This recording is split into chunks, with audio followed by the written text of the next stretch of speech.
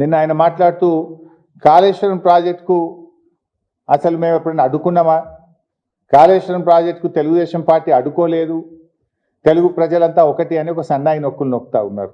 ఇప్పుడు ఆ రోజు నిజంగానే తెలంగాణని ఇబ్బంది పెట్టాలనుకున్నప్పుడు కాళేశ్వరంకి అడ్డు తిరిగి ఉండొచ్చు కదా, వెళ్ళి గొడవ చేసి ఉండొచ్చు కదా, కేంద్రంతో పోరాడి ఆపిచ్చి ఉండొచ్చు కదా. చేయలేదు కదా మేము ఇలాంటి పనులు.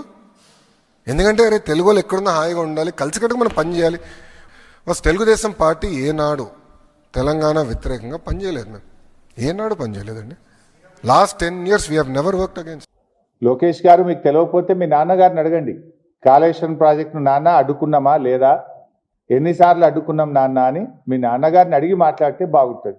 లేకపోతే నేను వివరాలు ఇస్తా, ఒకసారి చూసుకోండి. ఎందుకంటే కాళేశ్వరం ప్రాజెక్టుకు అన్ని అనుమతులు వచ్చిన తర్వాత ఆనాడు అధికారంలో ఉన్న తెలుగుదేశం ప్రభుత్వం 2018లో కాళేశ్వరం ప్రాజెక్టు అనుమతులన్నీ రద్దు చేయండి, కాళేశ్వరం ప్రాజెక్టు పనులను నిలిపివేయండి అని కేంద్ర ప్రభుత్వానికి ఆంధ్రప్రదేశ్ ప్రభుత్వం రాసిన లేఖ ఇది.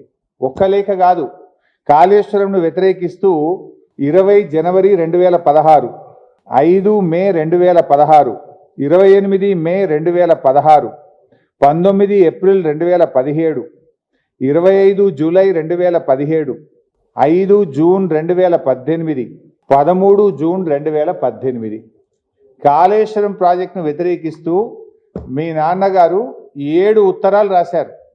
కానీ నిన్న లోకేష్ గారు మేము కాళేశ్వరం ప్రాజెక్టును వ్యతిరేకించామా అని సన్నాయి నొక్కులు నొక్కుతా ఉన్నారు.